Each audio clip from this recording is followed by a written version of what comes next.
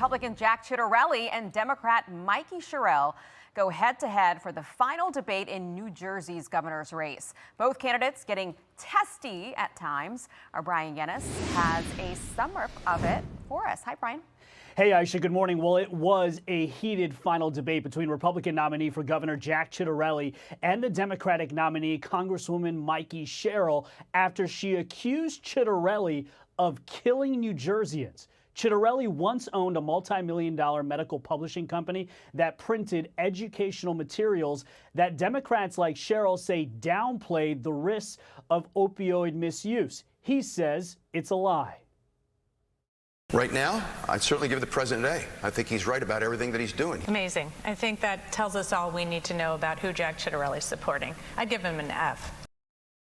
That was not the right soundbite. That was actually a question in which they asked both candidates to grade the president. President Trump looming large in this race. Now, big part, I do want to see if we have that soundbite of that heated exchange in the control room, if you guys can. Okay, we don't. So Sherrill is a veteran U.S. Navy pilot. She recently revealed that she did not walk at her graduation over her connection to a 1994 massive cheating scandal at the U.S. Naval Academy. She says she did not cheat but was punished for not snitching on her classmates. That was a big part of the heated debate back and forth last night. Meantime, Sherrill has focused her campaign on attacking Ciattarelli for being endorsed by President Trump. Aisha, this race, according to Fox News polling, has Sherrill up by 8 points, but experts say that they expect this race to be a lot closer, and Democrats have expressed concerns about Sherrill's candidacy. Aisha, back to you. Okay, Brian Yennis, live for us on this. Thank you, Brian. So, former White House Deputy Chief of Staff Karl Rove, also a Fox News contributor with us in studio. Hello to you, my friend. Morning. We'll start in New Jersey, we'll go to Virginia, and we'll end up in California. How's that? You ready? Transcontinental. Here we go, right? On the screen now, upper right-hand corner, this measures enthusiasm in New Jersey. And Ciattarelli has an 8-point advantage over Mikey Sherrill. How do you see this race? Well, I think it's likely to be closer. It was very close, as you recall, 4 years ago. And New Jersey, between 2020 and 2024, was the second biggest shift to the Republicans of any state in the union. Only New York had a bigger shift. And I think that's still going to be resident there. She's ahead, but it's going to be tighter than the head-to-head poll may suggest because of the enthusiasm gap. Okay, I mean, you're right about 4 years ago. Surprised all of us. Yeah. Go ahead. Okay, you got your seatbelt on. We're going to Virginia now. Oh, yeah. Okay, down in Virginia, Democrats are still a little bit mixed about this J. Jones scandal, text scandal, and they can't seem to find, what do you call it, to be able to condemn it outright. So this is Nancy Pelosi here on the Hill. Watch. They have said he has apologized. What I understand is they say that on balance he's a better person to be Attorney General, but that's up to them. But I wish there would be enough fuss of all the times that people have said they were going to put a bullet in my head right in public, in the public domain. We have to get rid of that kind of language. I mean, it's just not appropriate. Okay, and then here's Governor Andy Beshear from Kentucky. Would you vote for him if you lived in Virginia? That would be a very, very tough one for me to look at.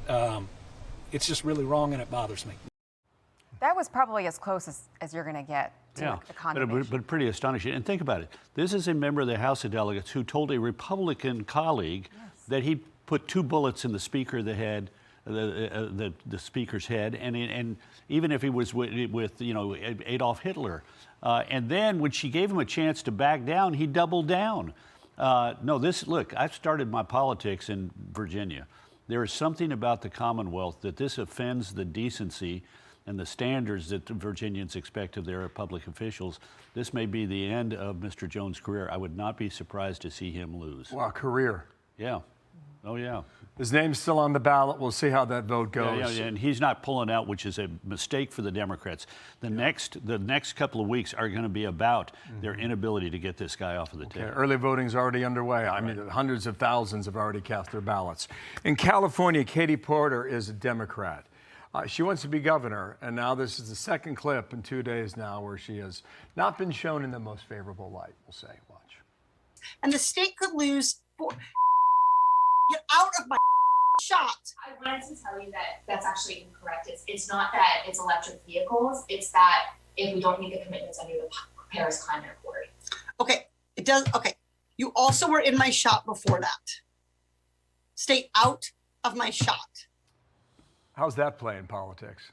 Well, it confirms what we know about her, which is she's a very unpleasant person. Remember, she ran for Senate last time around in 2024 in the Democrat. You know, they have a jungle primary about there. Everybody runs. She spent $31 million and got 15% of the vote, and Adam Schiff spent $35 million and got 31% of the vote. It says something about it that she's an unpleasant person. We've known that from Ed the day that she entered the U.S. House of Representatives. This merely affirms it, and she's going nowhere, in my opinion. She was going, I think, nowhere before because people, the knowledgeable Democrats in California, knew what a nasty person she is. So who does it help, though, Karl? I mean, it doesn't help, you know, the Republican, because those Democrats are going to somehow find him more, you know. Well, it may draw other Democrats into the race. It may Senator Padilla, the new senator from the state may decide, I want to go home to California and run the government. It may get Rick Caruso, who nearly got elected mayor of Los Angeles in the last mayoral race, to think about running statewide. What this says is look, she is not going to be a player. She's going to have an insignificant role. She got 1 out of every 6 votes last time around in the primary. Nothing she has done in the intervening 2 years is going to raise that number. And as a result, other smart Democrats may say, I'm getting in. Thanks for coming by. We'll see you in Thanks for the quick trip across the country. First class service. You got it, first class. Thank you, Karl. Travel well. Click here to subscribe to the Fox News YouTube page to catch our hottest interviews and most compelling analysis. You won't get it anywhere else.